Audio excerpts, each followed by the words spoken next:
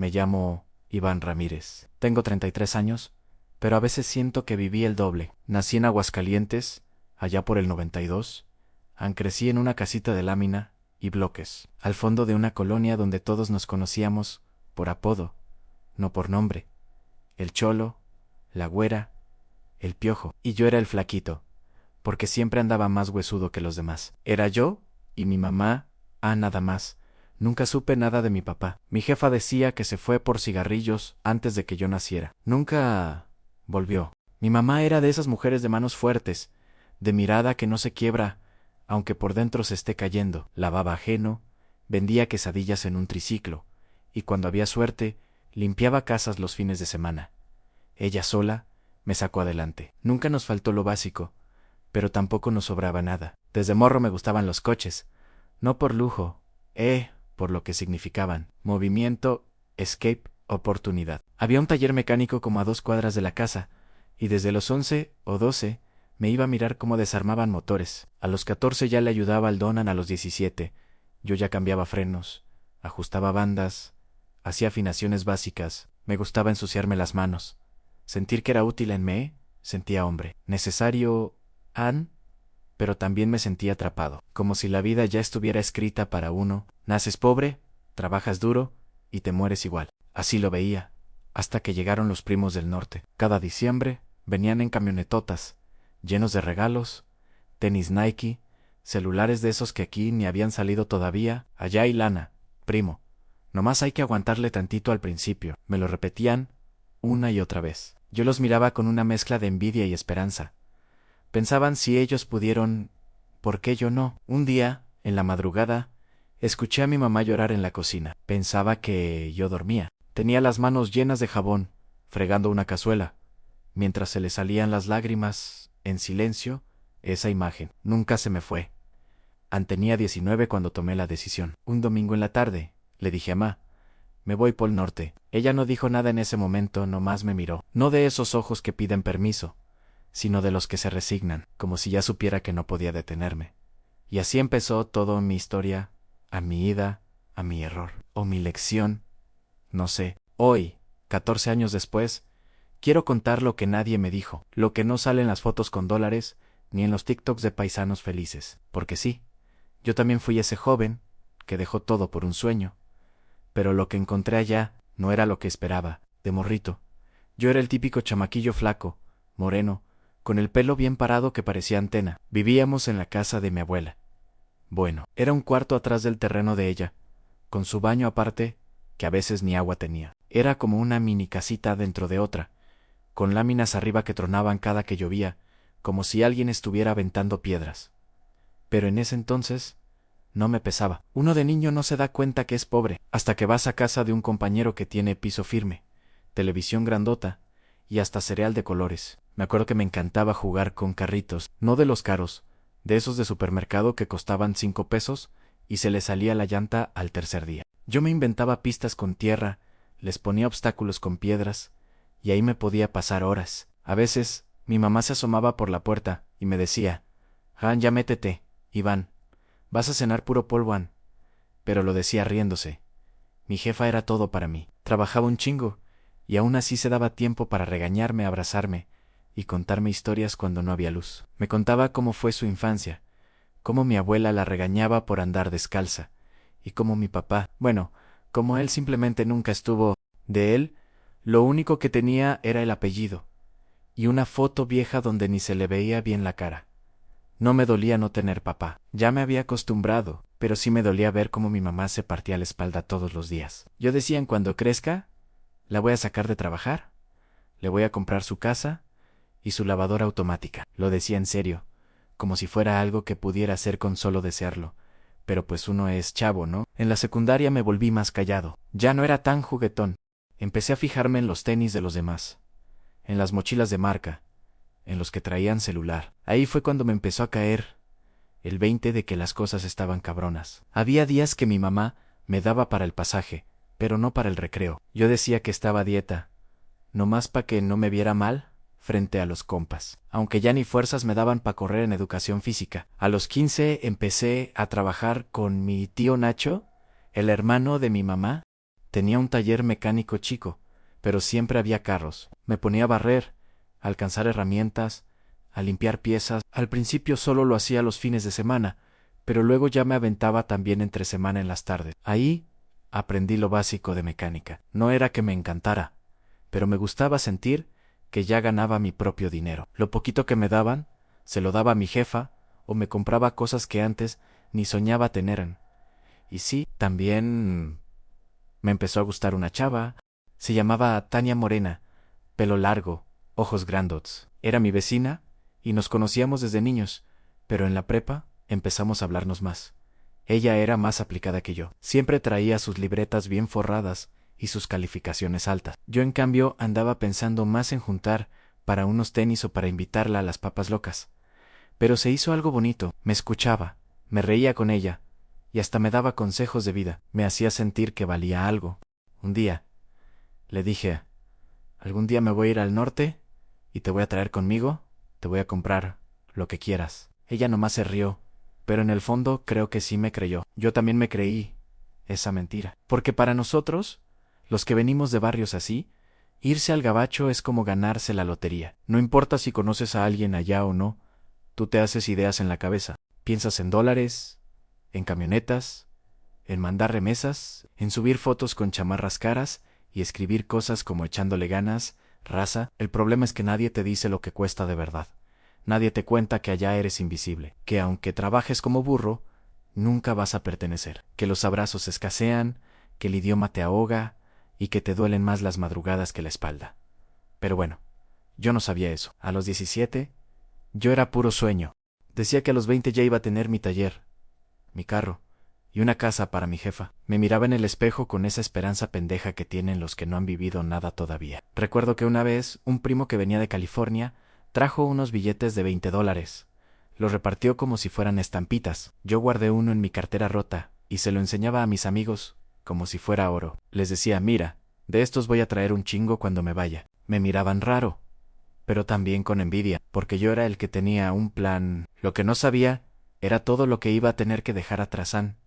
Mi gente, mi idioma, mis abrazos, mi nombre, porque sí, uno se va como Iván, y allá te vuelves John, el mexicanito, el mojado, o simplemente nadie. Pero en ese entonces, en esos años de tierra, grasa de motor, risas con Tania y regaños de mi mamá, todavía creía que podía con todo, que lo único que necesitaba era valor y una mochila. Así que empecé a juntar para el viaje. Poco a poco, ancallado sin decirle a nadie, porque ya lo había decidido, me iba al norte. Decidir irme al norte no fue de un día para otro, no fue como que amanecí y dije ya me largo. Fue algo que se fue metiendo en la cabeza poco a poco, como un gusanito que se te mete sin darte cuenta y de repente ya no te deja dormir. Tenía 18, cuando ya empecé a pensarlo en serio. En el taller veía cómo el trabajo se ponía cada vez más escaso, llegaban menos carros, la gente quería pagar menos, y mi tío ya no me daba lo mismo de antes. A veces ni me daba, me decía: no hay, sobrino. ¿Tú sabes? Y pues sí, yo sabía. Sabía que estábamos jodidos, que no era su culpa, pero eso no quitaba el hambre ni el coraje de sentir que no avanzaba. Y luego estaba lo de mi mamá.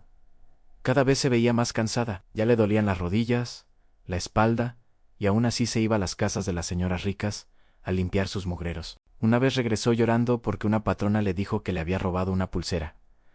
Mi mamá lloraba de rabia, no de tristeza. Me decía: ¿tú crees que me voy a robar algo, Iván? Si lo que quiero es ganarme la vida bien. Y me sentí tan impotente, tan de la chingada, que juré que no iba a permitir que siguiera así. Fue ahí cuando empecé a buscar opciones. Pregunté con unos conocidos del barrio, primos lejanos, vecinos que ya se habían ido. Todos me decían lo mismo: está cabrón, pero se puede.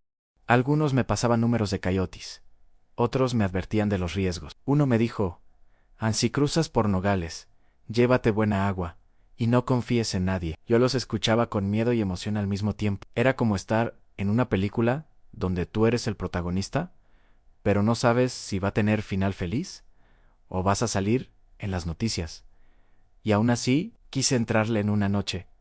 Me encerré en el cuarto con mi mamá. Le dije: necesito hablar contigo. Se me quedó viendo con esos ojos que ya sabían lo que iba a decir.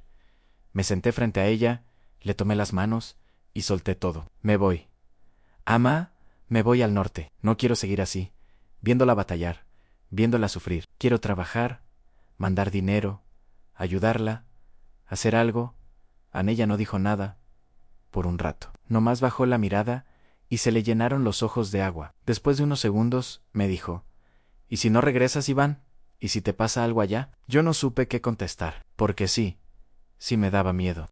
Pero más miedo me daba quedarme igual toda la vida. Prefiero intentarlo que seguir aquí viendo cómo se nos va la vida sin nada.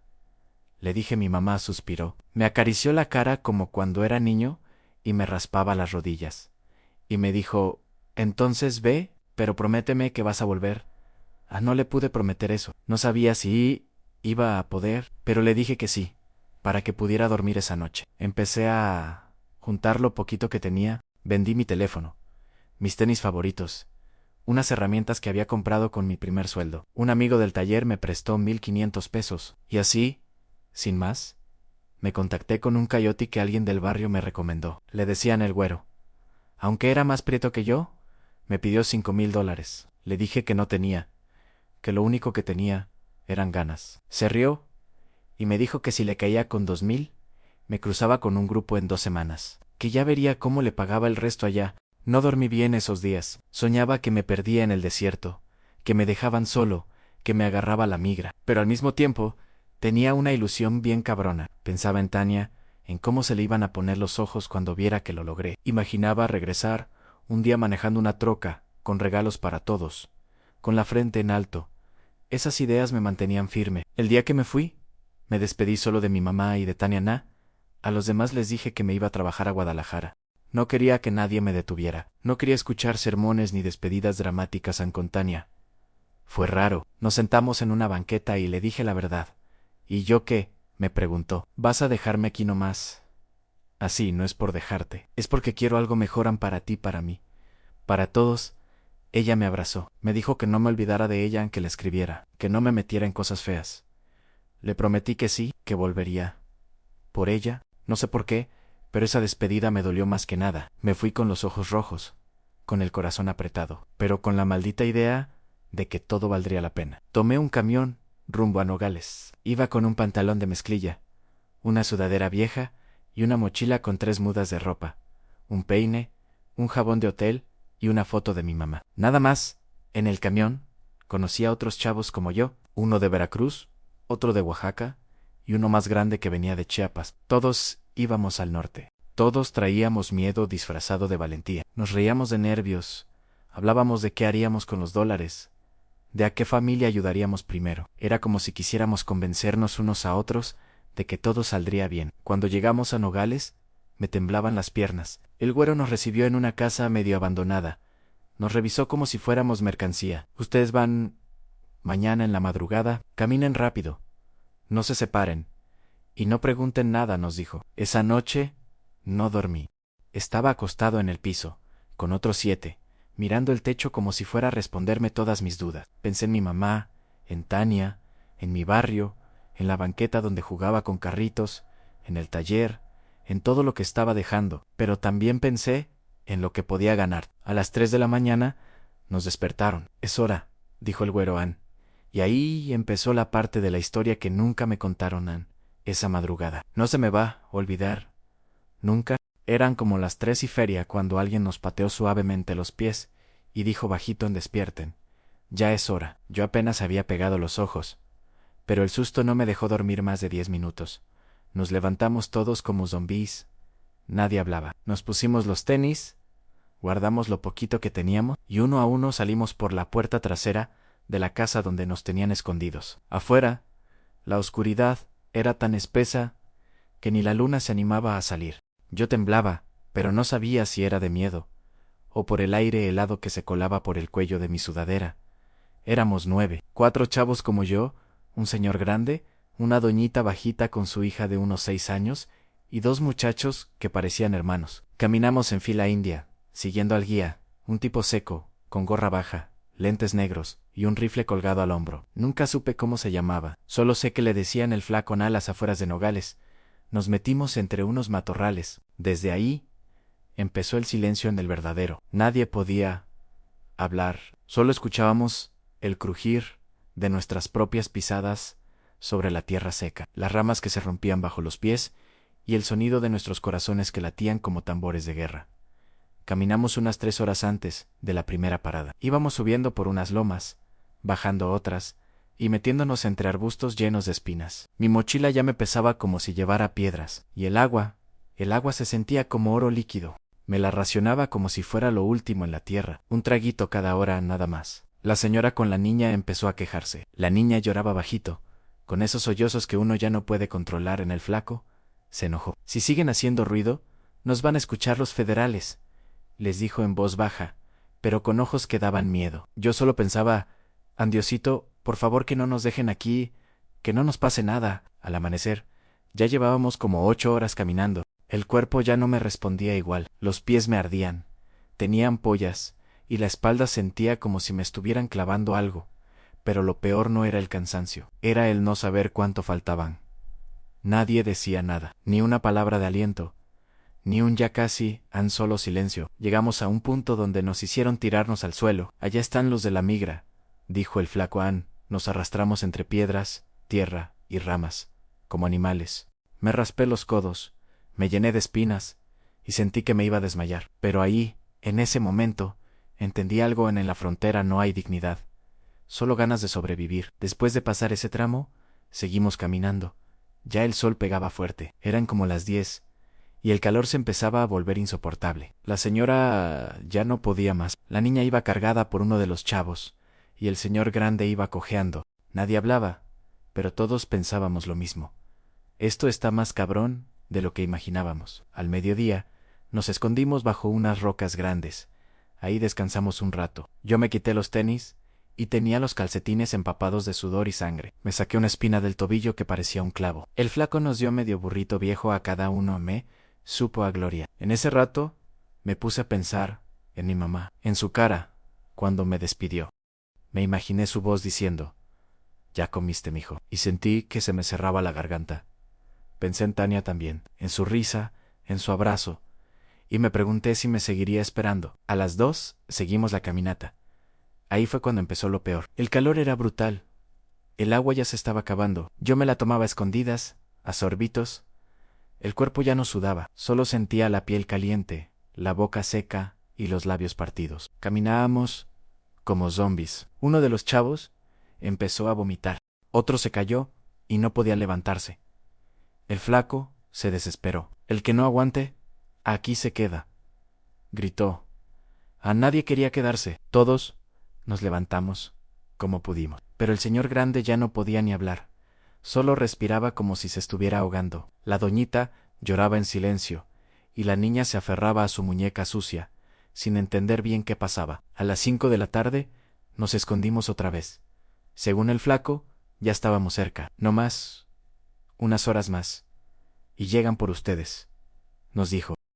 Esas horas se hicieron eternas. El sol bajaba, pero el miedo subía. Ya no sabíamos si alguien nos estaba siguiendo, si la migra nos iba a agarrar, o si de plano nos iban a dejar botados ahí. Yo ya no podía pensar bien, sentía la cabeza caliente, las piernas dormidas, y una desesperación como nunca en la vida. A las 9 de la noche, nos dijeron que camináramos más, que los carros estaban cerca. Y sí, después de otra hora más de sufrimiento, vimos unas luces a lo lejos. Eran 2 camionetas. Corrimos como pudimos. Nos subieron rápido, nos taparon con cobijas y arrancaron a toda velocidad.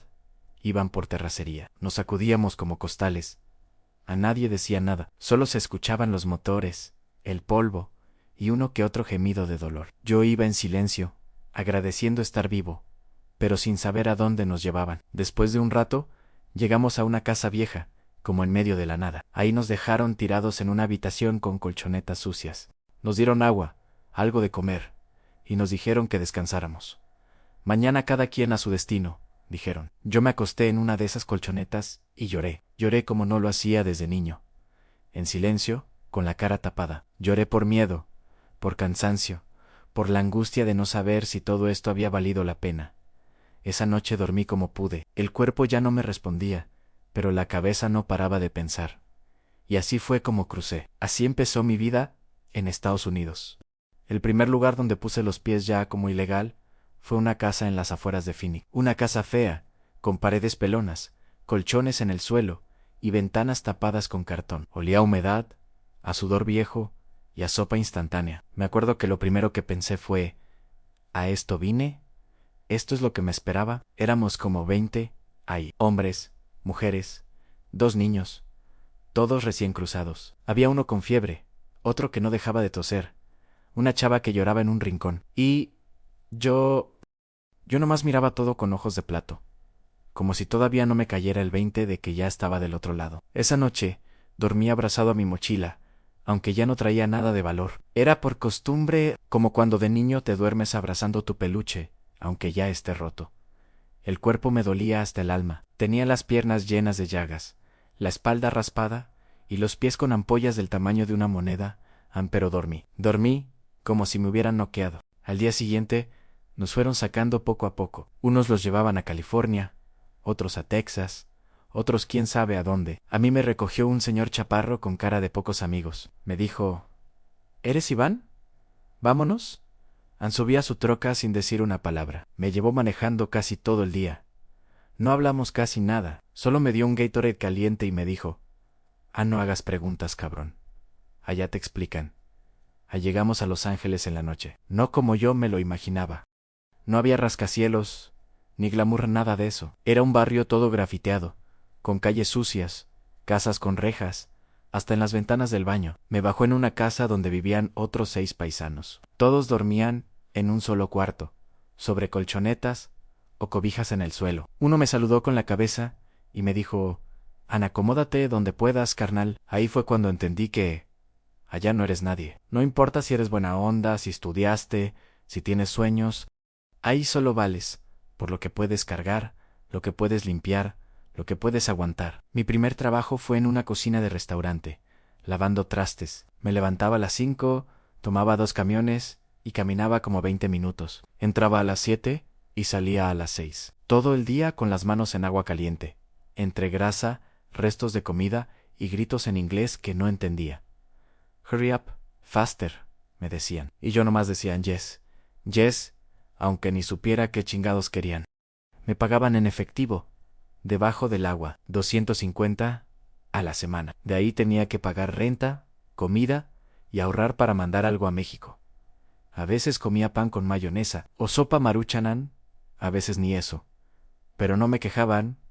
Decían, es temporal, esto es el comienzo.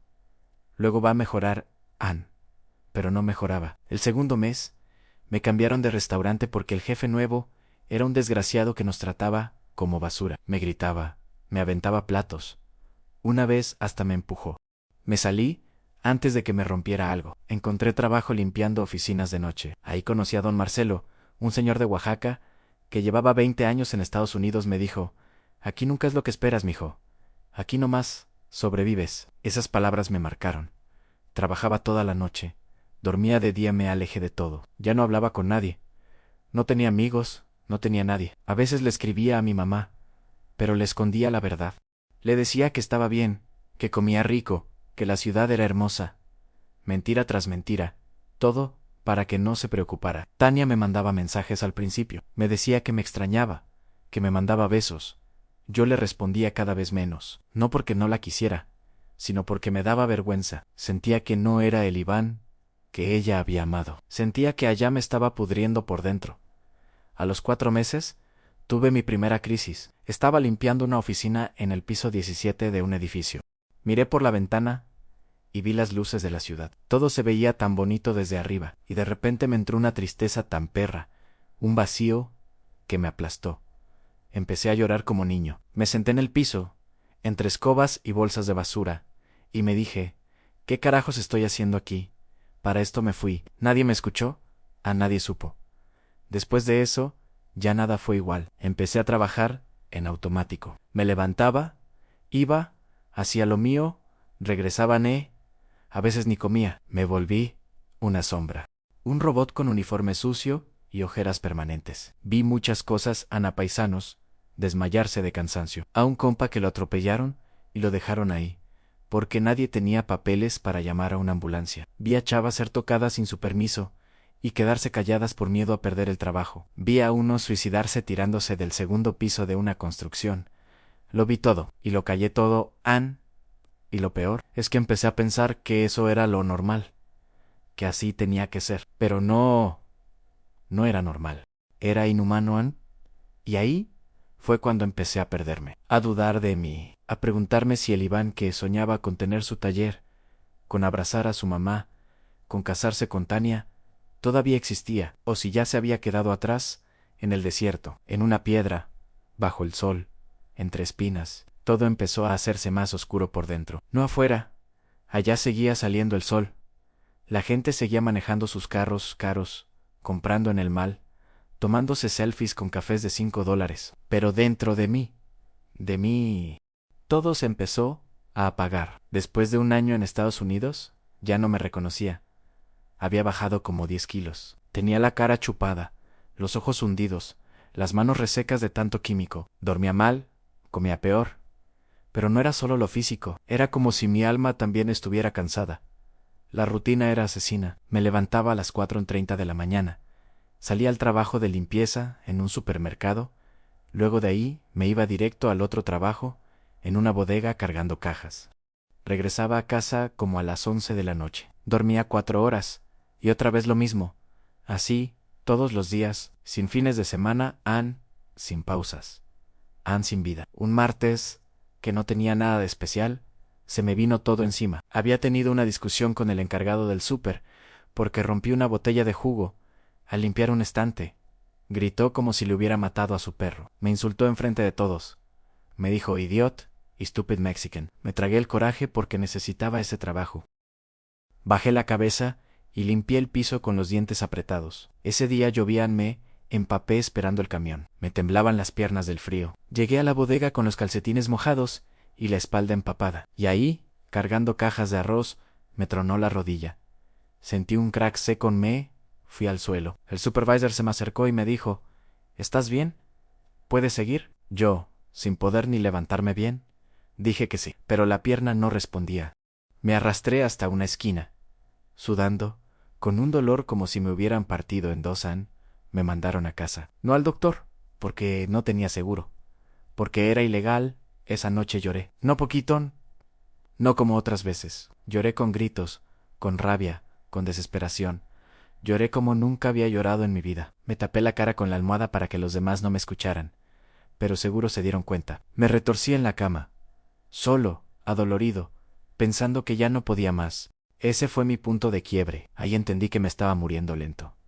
A los 2 días, me llegó un mensaje de mi mamá. Me decía que mi abuelita estaba enferma, que no sabían si iba a aguantar mucho. Me mandó una foto de ella acostada, flaquita, con oxígeno. La misma mujer que me regalaba tortillas con sal y me contaba cuentos cuando no había luz. Y ahí fue cuando me rompí por dentro.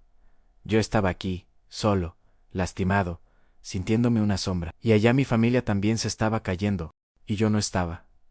No podía estar, no podía abrazarla, no podía despedirme. Le escribí a Tania, después de meses de no hablarle. Le puse en perdón por desaparecer. No estoy bien, no sé qué hacer, me siento solo. Tardó horas en contestar. Cuando lo hizo, solo escribió ya no somos los mismos. Iván, ya es tarde, ya, y sí, tenía razón. Me quedé mirando el celular con la pantalla prendida, sintiendo que algo se me desgarraba adentro, como si me hubieran arrancado una parte de mí que nunca iba a volver. Pasé días sin salir del cuarto, apenas comía. Me dolía la pierna, me dolía el alma. No hablaba con nadie. Me metí en mí mismo, en un hoyo negro de pensamientos. Pensé en regresarme. Sí, neta lo pensé en irme caminando si era necesario. Pero me daba miedo llegar con las manos vacías. Sentía que todos me iban a ver como un fracasado, que mi mamá me iba a mirar con decepción, que mi barrio iba a decir, mira, ese es el que se fue y no logró nada. Y eso me daba más miedo que cualquier migra. Una noche fui a una tiendita mexicana, de esas donde venden pan dulce, jamón, de ahí refrescos, jarritos. Me compré un gansito y una coca y me senté en la banqueta. Era de noche, y se escuchaban sirenas a lo lejos. El aire olía a gasolina y a humo. Y ahí, comiéndome ese gansito, me puse a llorar otra vez, porque ese sabor me llevó a mi niñez, a cuando mi mamá me compraba uno los domingos si le alcanzaba, a cuando todo era más simple, a cuando no me dolía la vida. Y me dije, ¿qué estoy haciendo? ¿Qué carajos estoy haciendo con mi vida? No tenía respuesta, solo tenía ese gansito.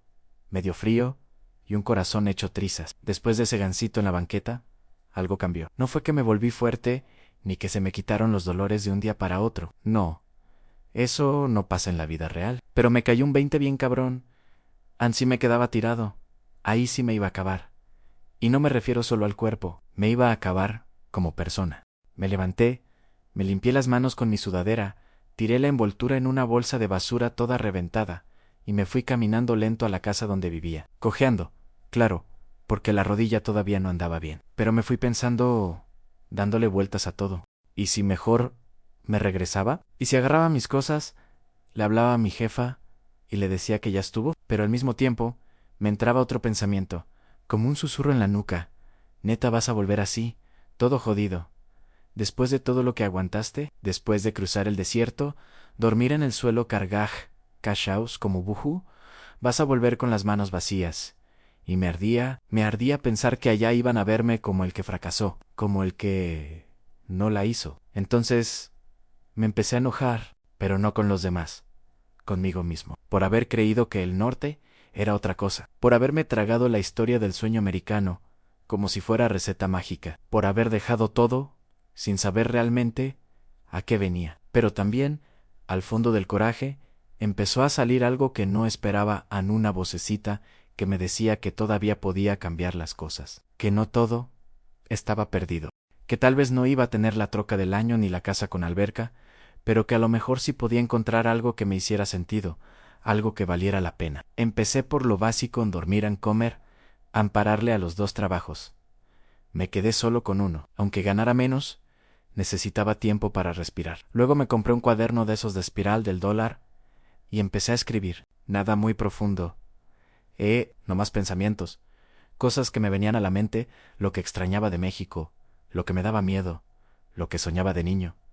Y escribir me ayudó más de lo que pensé, porque al poner las palabras en papel, sentía que me estaba escuchando a mí mismo, como si el Iván, que se había perdido en el ruido, el cansancio y el dolor, empezara a regresar poquito a poquito. Un domingo fui a misa, no porque fuera súper religioso, sino porque quería escuchar algo que no fuera órdenes en inglés ni quejas de jefes. Me senté hasta atrás. El padre era salvadoreño y hablaba con un tono calmo, pausado. Dijo algo que se me quedó clavado.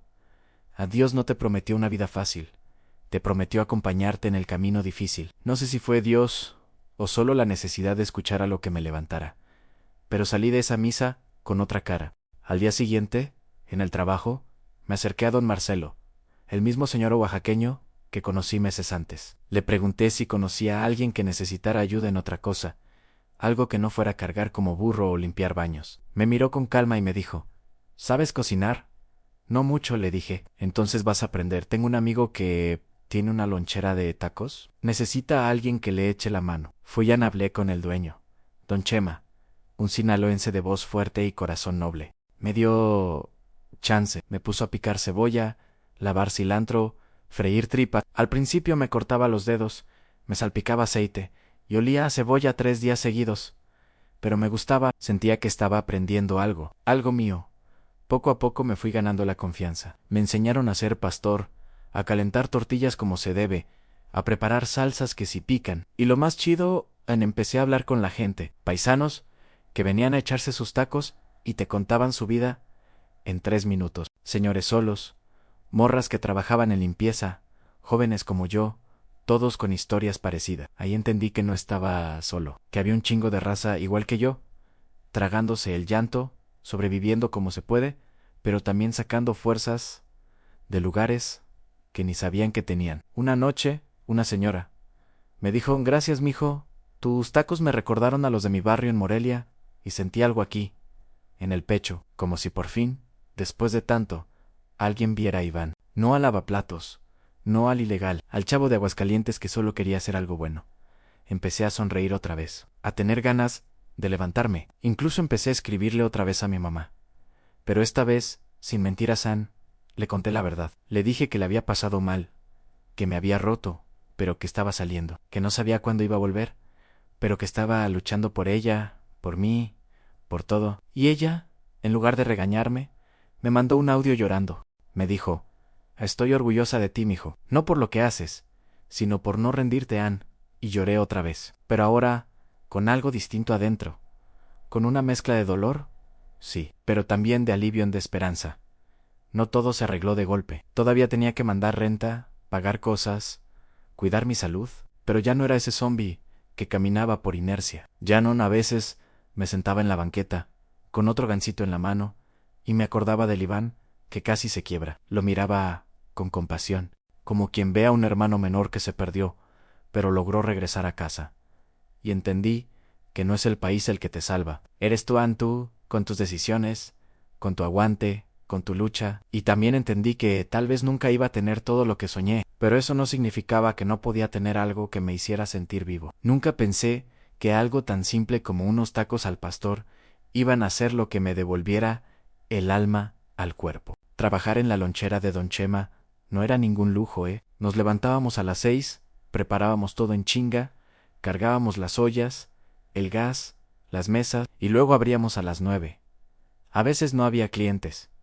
A veces se nos iba la luz, a veces llovía y teníamos que cerrar. Pero por primera vez desde que llegué a este país, sentía que estaba haciendo algo que tenía sentido.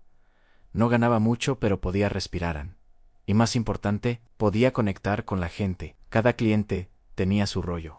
Había un chavo que trabajaba en jardinería y siempre pedía 3 de tripa con harto limón. Me contaba que llevaba 6 años sin ver a su jefa y que soñaba con poner un vivero. Otro, un ruco de bigote blanco, venía todos los viernes y pedía los tacos de lengua. Me decía que esos le sabían como los que hacía su esposa antes de que muriera. Y luego estaba doña Lupe, una señora chaparrita con una sonrisa eterna, que traía fotos de sus nietos en el celular y nos traía pan dulce cuando podía. Yo escuchaba, no decía mucho, solo asentía, me reía, servía más salsa, pero por dentro me sentía parte de algo, como si en esa esquina, en esa lonchera ruidosa y llena de vapor, se construyera un pequeño refugio para los que cargábamos heridas invisibles. Una tarde, don Chema me dijo: ¿te has fijado cómo la gente viene aquí, no solo por la comida, sino por el calorcito humano? Tú tienes ese don, mijo.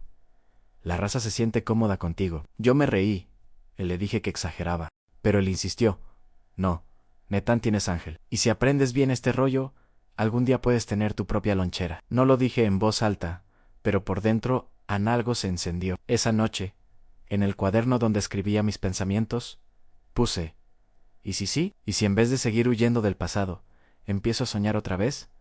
Y así empecé, poquito a poquito. Le pedí a don Chema que me enseñara más, no solo a cocinar, sino cómo funcionaba todo, los permisos, los proveedores, los gastos, las rutas. Él me explicó con paciencia, me prestaba libros, me llevaba a comprar ingredientes, me dejaba experimentar con nuevas recetas. Ahí fue cuando descubrí que no solo me gustaba cocinar, me apasionaba.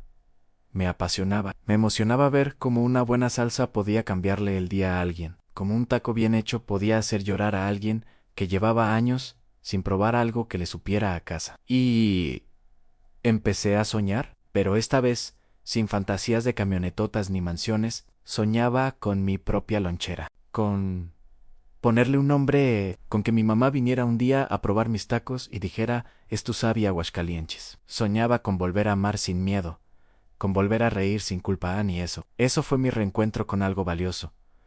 No era el dinero, no era el estatus, era algo más profundo. Era volver a sentirme útil, vivo con propósito. No fue fácil, claro que no. Todavía había días duros, días en que el cuerpo dolía, en que me sentía solo, en que la nostalgia me pegaba como ladrillazo. Pero ya no era el mismo Iván que lloraba en un rincón. Ya no era el chavo perdido en un país frío. Ahora era alguien que con todo y heridas seguía caminando. Y un día, sin buscarlo, me encontré con algo más. Un sábado, llegó una chava a la lonchera, morena, cabello rizado, lentes, pidió 2 tacos de suadero y uno de chorizo. Yo la atendí, como a todos, sin pensar mucho. Pero cuando le di su orden me dijo: ¿tú eres el Iván que escribe frases en los tacos? Y me sacó de onda. Como que frases, sí, a veces en la tapa de los empaques escriben cosas como fuerza paisano o ya casi es viernes. Eso me ayudó en días pesados. No supe qué decir. Era algo que hacía sin pensarlo mucho, solo porque sentía que alguien lo podía necesitar. Le sonreí y le dije: sí, soy yo. Se llamaba Erican, trabajaba en limpieza, igual que yo hace tiempo. Vivía sola con su perrita, y también era de Aguascalientes. Empezamos a platicar, primero casual, luego más.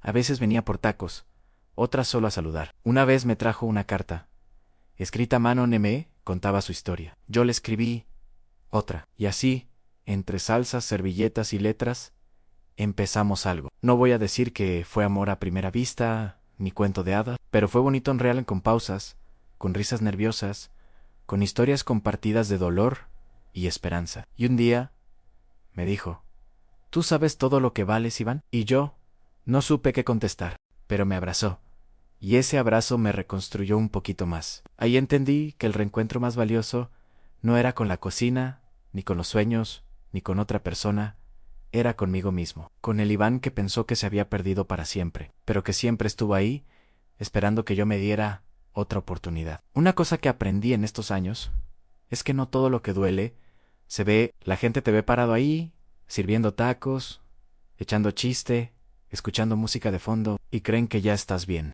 que ya saliste del hoyo, que ya no arrastras nada. Pero la neta es que hay heridas que no se notan, que se quedan bien guardadas, como fantasmas que aparecen en la madrugada. Yo tengo varias, como la culpa, esa que se me mete cuando me acuerdo de mi abuelita. Nunca pude despedirme. Murió una mañana mientras yo lavaba ollas en la lonchera. Me avisó mi mamá, por mensaje: ya se fue la abue. Mi Juana, así, sin más. Sentí un hueco tan grande en el pecho que me faltaba el aire. Pero no pude ir, no pude estar, ni siquiera pude llorar en voz alta porque tenía que seguir trabajando. Esa herida la cargo en silencio. A veces, cuando veo a una señora mayor en la fila de la lonchera, me imagino que es ella. Le sonrío más fuerte, le pongo más carne a sus tacos. Es mi forma tonta de pedir perdón por no haber estado. También está la herida de Tania, no porque me haya dejado.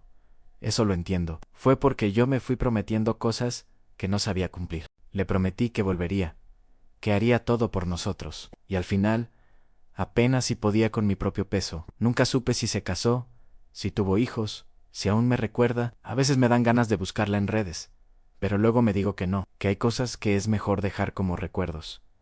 Otra herida es la soledad. Aunque ahora tengo más gente cerca, aunque a veces Erika me abraza o Don Chema me invita a una chela, hay noches en las que me siento solo. No solo de compañía, sino de alma, como si estuviera desconectado de algo. A veces me dan ganas de estar en la banqueta de mi colonia, viendo pasar la combi, escuchando los gritos del panadero con el pan. Y eso no se cura con dinero, ni con éxito, porque sí, he logrado cosas. Ya tengo mis papeles en proceso gracias a un programa especial. Ya ahorro más. Incluso estoy planeando mi propio carrito de comida para el año que entra. Pero eso no borra todo lo que viví, lo que dolió, lo que dejé atrás. El Iván que llegó a este país no es el mismo que soy ahora. Aquel venía lleno de ilusiones, sí, pero también de ignorancia. Pensaba que todo era cosa de querer, que el que lucha, logra. Y la vida me enseñó que no, que hay cosas que se rompen, aunque le pongas todo el corazón. Pero también aprendí algo que vale oro, que el dolor te cambia, pero no tiene que destruirte. Aprendí que uno puede volver a empezar, aunque sea desde el fondo, que llorar no te hace débil, que pedir ayuda no te hace menos hombre, que estar lejos no significa olvidar, y que las pequeñas victorias, como dormir tranquilo, comer con ganas o escuchar tu canción favorita sin llorar, también cuentan. No te voy a mentir, todavía tengo días de bajón, días en que me pregunto si valió la pena todo esto, pero cada vez son menos, y cada vez me respondo con más claridad. Sí, valió, porque hoy soy alguien más completo, más consciente, más fuerte, no porque no me duela, sino porque ya sé quién soy y hasta dónde puedo llegar. Hoy, al mirar todo lo que viví, me doy cuenta de que la verdadera frontera nunca fue entre México y Estados Unidos. La frontera real estaba dentro de mí. Era esa línea invisible entre el miedo y el coraje, entre Genjimi Usegi, entre el Iván que soñaba con escapar y el que aprendió a quedarse consigo mismo, aunque fuera lejos de todo. Mucha gente piensa que venir a este país es solo cruzar, trabajar y mandar dinero. Pero nadie habla del silencio, del frío de las madrugadas cuando extrañas tu idioma, tu calle, tu gente. Nadie te prepara para la primera vez que te sientes invisible, para el primer no que duele más que una bofetada, para ese momento en que te miras al espejo y no reconoces al que está ahí. Pero si algo he aprendido, es que el dolor también enseña. Me enseñó a valorar lo simple. Una llamada de mi mamá, un café caliente en una mañana fría, una canción de los Bukis mientras limpio la plancha, una sonrisa sincera de alguien que también está batallando, pero no se rinde. Y sobre todo, aprendí que no vine a este país a hacerme rico en Vine, a encontrarme, a reconstruirme con lo que quedaba, a descubrir que, aunque este sistema quiera aplastarnos, los que venimos de abajo, tenemos algo que no se compra con papeles, ni dólares, tenemos aguante. Por eso hoy te hablo a ti, que estás viendo o escuchando esta historia. Tal vez estás del otro lado, lavando trastes, cuidando niños, limpiando casas, cargando en la espalda el peso de 2 países. Tal vez estás pensando en irte, o tal vez ya estás allá y no sabes cómo seguir. Solo quiero decirte esto: tu vida vale, tus lágrimas cuentan, tu historia importa y no estás solo. Si esta historia te llegó, si te recordó algo que viviste o que alguien cercano vivió, déjame un comentario. Cuéntame desde dónde me estás viendo. ¿Has pasado algo parecido? ¿Tienes familia en el norte? ¿Alguna vez te sentiste como yo? Y si quieres escuchar más historias reales como esta, de paisanos que cruzaron, que perdieron, que aprendieron, suscríbete al canal. Aquí no vendemos sueños falsos. Aquí contamos la neta, con el corazón en la mano. Gracias por escucharme, por darme un espacio para contar lo que muchos callamos. Yo soy Iván Ramírez, un joven que se fue buscando un sueño y terminó encontrándose a sí mismo.